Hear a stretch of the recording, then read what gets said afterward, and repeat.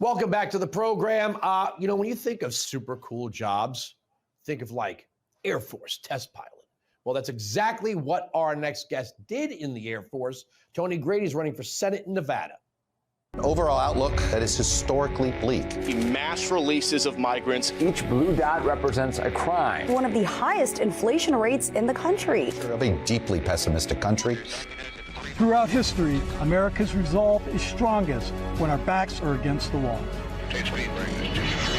I'm Tony Grady. Americans don't sit back and let Washington elites dictate our future. We won't passively watch the American dream crumble because politicians are too timid to fight for it. All right, my next guest is a candidate for Senate in Nevada, Tony Grady. Welcome back. You've already answered my standard questions about cutting the spending. We've talked about your time in the Air Force. Just real quick, give me the backstory about your time as a CEO. Well, it's interesting that you mentioned that because it was a startup company, and I had this idea of how to make small medical devices using nanotechnology. So that was kind of a new place for me to go because I was trained as an engineer, but I had an idea. And, the way we are in America, having an idea is what you use to start something. So what I learned as a CEO is I learned how difficult it was to run a company. My company was called Centerbotics. It was to leverage nanotechnology to make minimally to non-invasive surgical equipment. We had a good run. We had an opportunity to partner with the Cleveland Clinic. We were in negotiations with talking with them. There was some help that was coming our way out of the Air Force Research Lab, and everything looked like it was going in a great direction. And what happened essentially was, like with any startup, had problems with, how should I say, balancing all the balls and keeping everything up in the air. And so what happened with that was that my chief technology officer eventually had to step away, and that kind of put a long timeline to our R&D. And by the time we were ready to execute with R&D, the Japanese had gone into prototype, so we were too far behind. So it was 11 years going through all of that, working with the regulations and doing everything that you do as a CEO, trying to get money, trying to hold the team together, and trying to go forward. So in a nutshell, that's what the company did. All right, so you're not a lifelong politician, is what you're saying. And we played we played your campaign video, which addresses our major issues. We just talked to Carolyn Phippen, who's running for Senate in Utah. We talked about the border. You mentioned the border in your video. I don't think at this point there is a bigger issue. That we've got these gotcha questions about the Civil War, talking about fascism and all this other stuff. At the end of the day, the federal government's major job is to reinforce our sovereignty, protect the homeland, to secure the border. And right now, we're hitting records of hundreds of thousands of people crossing on a day-to-day basis. I don't know how a nation survives as a constitutional republic when it can't patrol its own border. Well, first of all, it's a violation of the Fourth Amendment, Section 4. The federal government is to ensure that the states are not invaded. I think it's very clear that we're being invaded through our borders right now. So the federal government is not doing its job, which is one of the reasons why we need a change of administration. Our weak president that's backed up, especially by our junior senator here in Nevada that has voted with her, she has voted with him on his policies, are allowing our border to be open. And I agree with you that you are not a sovereign nation if you don't control your border. So the border is an important point. And it's actually my second point. My first emphasis is getting us energy independent, but we're talking about the border. That would be the second major point that I would work on, because like you said, if you don't have a border, you don't have a country.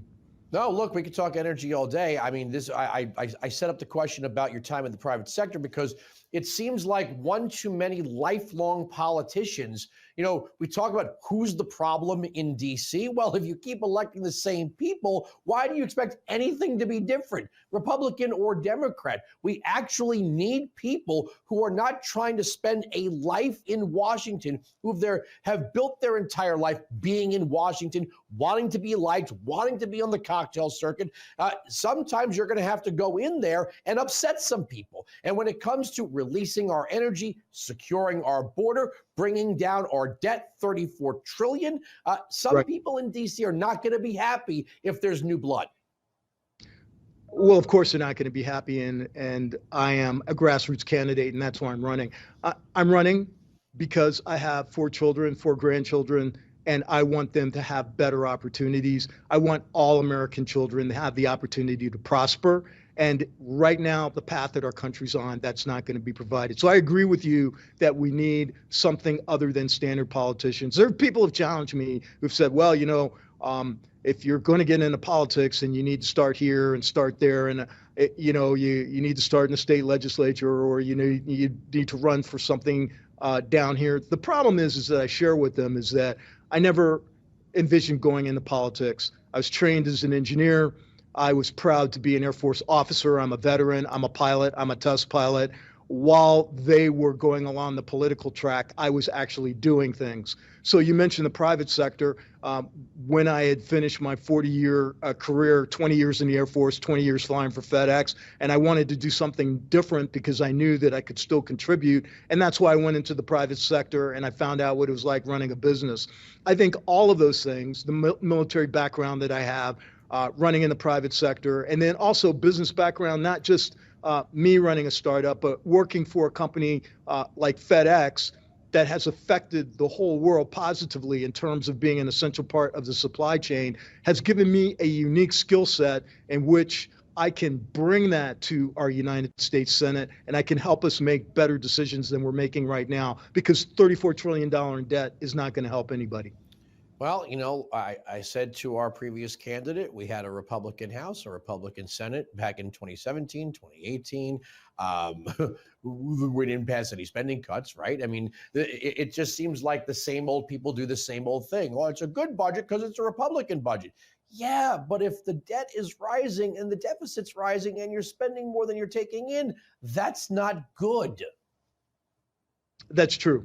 And you know, any housewife will tell you that you cannot spend more than you're taking in. I mean, that's just basic. So you're right. And there are people that are on the Republican side that want to be fiscally conservative. I'm a constitutional originalist, fiscal conservative. We just need to get a critical mass of us up there that will actually go in that direction. And I agree with you that if we keep doing the same thing, nothing is going to change. We've had budget surpluses before. Even under the Democratic president of Bill Clinton, we had a budget surplus. We can get there again. But first, we have to solve our energy problem, because that affects everything in the supply chain, which will help get inflation going down. And we have to grow our GDP. We have to grow it much faster than it's happening right now in order to get out of the hole we're in now. I agree with you. Thank you so much for joining us.